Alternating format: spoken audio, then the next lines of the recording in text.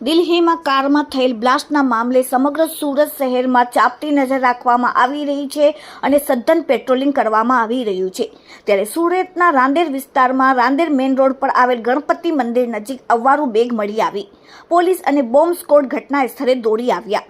બેગમાં કોઈ શંકાસ્પદ વસ્તુ હોવાની અફવા ફેલાઈ હતી। ઉચ્ચ પોલીસ અધિકારીઓ ઘટના સ્થળે આવી પહોંચ્યા।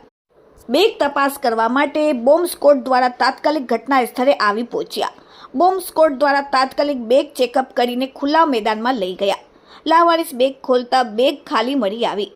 રાંદેર પોલીસ સ્ટેશનના પીઆઈ ચૌધરી સાથે રાંદેર પોલીસ સ્ટેશનના કર્મચારીઓ બોમ્બ સ્ક્વોડના કર્મચારીઓ સાથે લાવારીસ બેગ ખોલતા બેગ ખાલી મળી આવી હતી।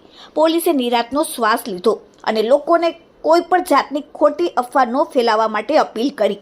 Bureau report, daily India TV, Surat.